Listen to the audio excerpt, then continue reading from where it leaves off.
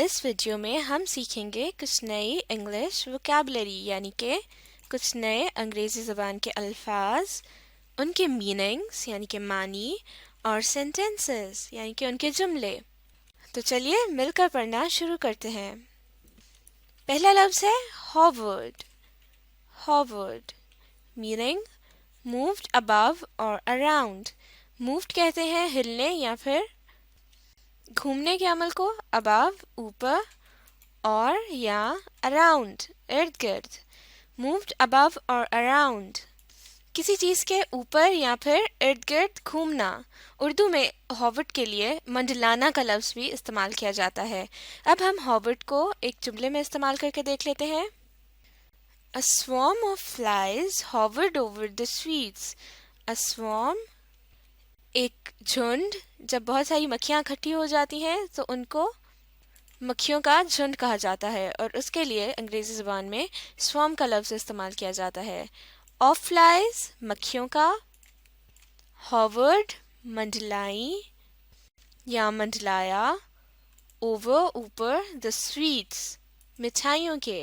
A swarm of flies hovered over the sweets मक्खियों का एक झुंड मिठाइयों के ऊपर मंडलाया।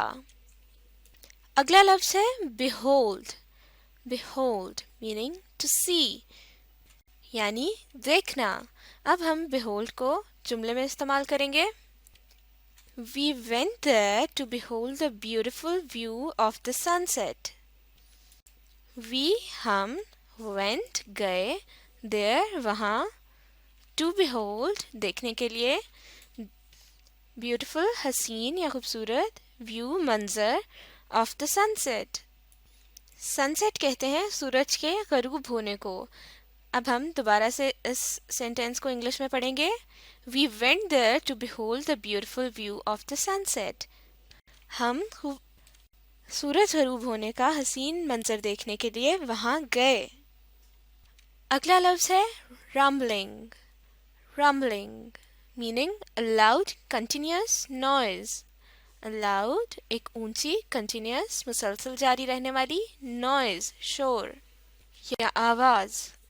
a loud continuous noise मुसलसल जारी रहने वाला शोर।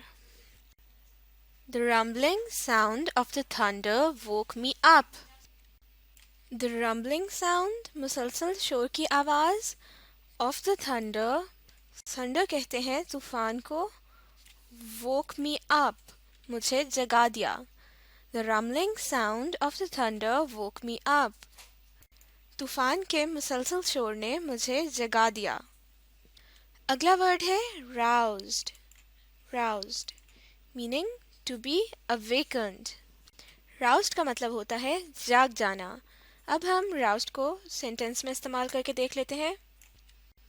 He was roused by the sound of a bell। He वो was था, roused जाग गया, by the sound आवाज से, of a bell घंटी की। He was roused by the sound of a bell वो एक घंटी की आवाज से जाग गया। अगला लफ्ज़ है somersault। somersault meaning a rolling movement। कलाबाजी को इंग्लिश में somersault कहा जाता है। सेंटेंस देख लेते हैं। He did a somersault and jumped into the pool। He did उसने किया, a somersault एक कलाबाजी, and jumped और छलांग लगाई, into the pool तालाब में। He did a somersault and jumped into the pool उसने एक कलाबाजी खाई और तालाब में छलांग लगा दी। अगला लफ्ज़ है nutrients। nutrients something present in food that helps us to live and grow। something कोई चीज़, present मौजूद, in food खाने में, that helps us जो हमारी मदद करती है, to live जिंदा रहने में, and grow बढ़ने में। Something present in food that helps us to live and grow। Nutrients कहते हैं हमारे खाने में मौजूद ऐसी चीज़ों को जो कि हमें ज़िंदा रहने और बढ़ने में मदद करती हैं, मिसाल के तौर पर प्रोटीन्स, कैल्शियम, कार्बोहाइड्रेट्स वगैरह। न्यूट्रिएंट्स को उर्दू में ग़िज़ाइयत भी कहा जाता है। मिसाल के तौर पर इस जुमले को देख लेते हैं, meat is full of nutrients. Meat गोश्त, इज़ है, फुल भरपूर, ऑफ न्यूट्रिएंट्स ग़िज़ाइयत से, गोश्त ग़िज़ाइयत से भरपूर है। अगला लफ्ज़ है promote. Promote meaning to encourage और टू सपोर्ट। प्रमोट का मतलब होता है किसी चीज़ की हौसला अफजाई करना या फिर उसको फैलाना। मिसाल के तौर पर इस जुमले को देख लेते हैं, Our aim is to promote education in all areas of Pakistan. Our हमारा, aim मकसद, is है, to promote फैलाना, education तालीम, in all areas तमाम इलाकों में, of पाकिस्तान पाकिस्तान के। Our aim is to promote education in all areas of Pakistan. हमारा मकसद पाकिस्तान के तमाम इलाकों में तालीम फैलाना है। अगला लफ्ज़ है scrape. Scrape meaning to scratch a surface to clean it. To scratch खुरचना, a surface एक सतह को, to clean it उसको साफ करने के लिए। To scratch a surface to clean it. तो scrape का मतलब हुआ किसी चीज़ को खुरच कर साफ करना। Scrape the mud off your shoes with this knife. Scrape खुरच कर उतारो, the mud मिट्टी, off your shoes अपने जूतों से, with this knife इस छुरी के साथ। Scrape the mud off your shoes with this knife. इस छुरी के साथ अपने जूतों से मिट्टी को माफ़ कीजिएगा, दोबारा से पढ़ेंगे, अपने जूतों से इस मिट्टी को खुरच कर उतारो इस छुरी के साथ। अगला लफ्ज़ है simmer. Simmer meaning boil at low temperature.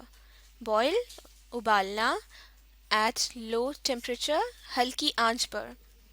किसी चीज़ को हल्की आंच पर उबालने या फिर पकाने को simmer कहा जाता है, जैसे कि इस जुमले में है, The soup was left to simmer.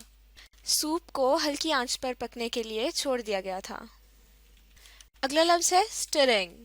Stirring meaning to move something in circles. To move something किसी चीज़ को हिलाना, in circles.